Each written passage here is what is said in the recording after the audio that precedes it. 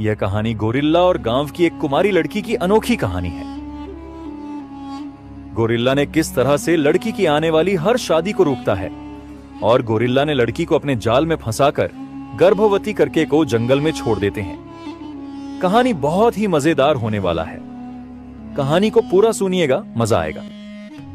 घने जंगल के किनारे बसा एक छोटा गांव जिसका नाम शांतिपुर था। इस गांव का जीवन सादगी से भरा था। मिट्टी के घर, कच्ची सड़कें और चारों ओर हरियाली। लेकिन गांव के लोग इस हरियाली के बीच छिपे जंगल से हमेशा भयभीत रहते थे। जंगल के बारे में कई कहानियां प्रचलित थीं। कुछ कहते कि वहां भूत प्रेत रहते हैं, तो कुछ कहते कि जंगली जानवरों ने कई गांव वालों को खा लिया। इन डरावनी कहानियों ने गांव के बच्चों से लेकर बुजुर्गों तक सबके मन में डर भर दिया था। गांव का प्रमुख, जिसे सब पंचू काका कहते थे, इन कहानियों को और बढ़ा चढ़ाकर सुनाता। वह गांव वालों को जंगल में जाने से रोकने के लिए कहता, जंगल में गए तो कभी वापस नहीं आओगे, वहां सिर्फ मौत है। लेकिन इस डर के बावजूद एक लड़की थी जो जंगल के बारे में हमेशा उत्सुक रहती थी। उसका नाम राधा था। 18 साल की राधा गांव की बाकी लड़कियों से अलग थी।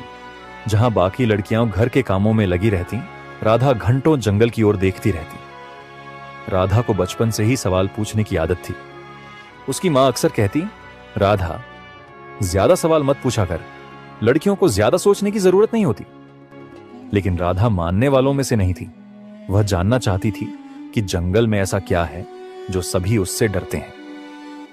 गांव में राधा को लोग अजीब नजरों से देखते थे। वे उसे जिद्दी और अजीब कहते थे।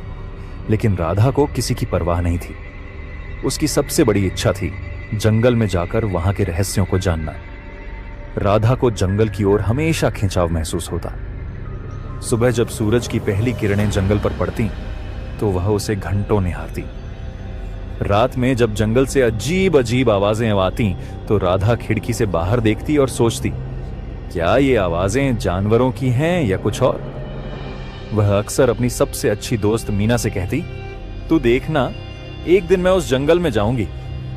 मीना डर कर कहती, पागल मत बन राधा, पंचू काका ने कहा है कि वहां भूत रहते हैं। राधा मुस्कुराती और जवाब देती, भूत वूत कुछ नहीं होते, ये सब डराने के लिए कहानियां हैं। एक दिन गांव में सभा हुई। पंचू काका ने घोषणा की, हमारे गांव की शांति तभी बनी रह सकती है जब हम जंगल से दूर रहें। किसी को भी वहां जाने की इजाजत नहीं है।